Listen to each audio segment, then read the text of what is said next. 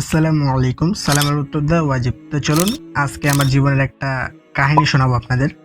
যদিও ভিডিওটা কবে করছিলাম তা আমার নিজেরও মনে নেই। হ্যাঁ, এতটাই অলস আমি।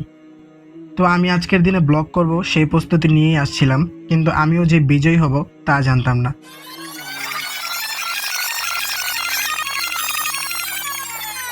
তো চলুন বিস্তারিত ভিডিওটা দেখে আসি।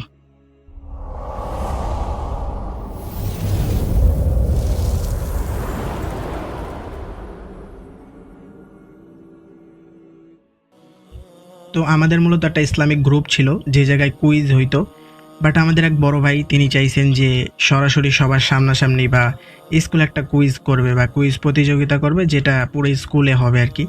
তো সেই অনুযায়ী তিনি সব ছাত্রদেরকে একত্র করেন, স্যারদেরকেও জানান, অ্যান্ড এরপরে শুরু হয়ে যায় সে কুইজ বা ইসলামিক কুইজ প্রতিযোগিতা।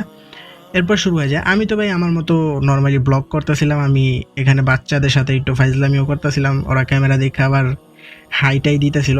যে হোক, স্কুলের পোলাপাইন আর অন্য কিছু করতে পারে, ওইদিকে কান না দিই বা চোখ না দিই। তো এইভাবেই মজা টজা করতেছিলাম। এরপরেই হঠাৎ করে আমি ভাবলাম একটু ভিডিও টিডিও করি, সো ক্যামেরা দিতেছিলাম।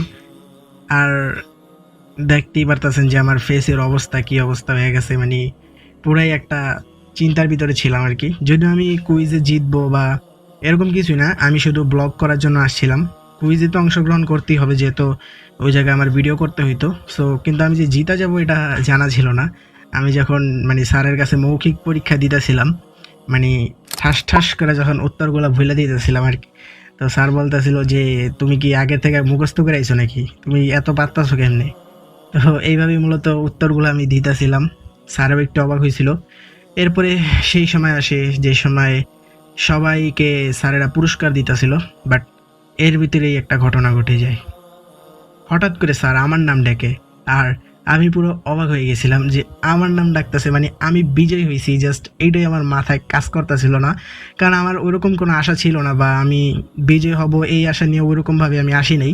যদিও আল্লাহর কাছে দোয়া করছি, কিন্তু আমার ইচ্ছা ছিল জাস্ট ব্লগ করা, বিজয়ী হওয়া না। মানে বেশিরভাগ ইচ্ছাটাই ছিল আমার ব্লগ করা, বাট তারপরে আমি বিজয় হয়ে যাই।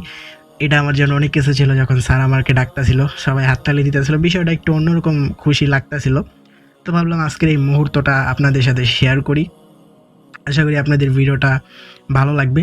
দেখতেই পারতেছেন স্যার যখন আমাকে পুরস্কার দিতেছিল, আর কিছু জায়গা ব্লার করে দেওয়া আছে, এটার কারণ কি আশা করি আমি আর বিস্তারিত বলবো না, আপনারা জানেন বা বুঝেন যারা আমার আগের ভিডিওগুলো কম বেশি দেখেছেন, ঠিক আছে। তো এই ছিল মূলত আজকের ব্লগ ভিডিওটা। আশা করি আপনাদের ভালো লাগবে। সবাই সুস্থ থাকবেন, ভালো থাকবেন, আর এই সুস্থ এবং ভালো থাকার জন্য আল্লাহর কাছে দোয়া করবেন। দেখা হবে নেক্সট কোনো ভিডিওতে। আল্লাহ হাফিজ।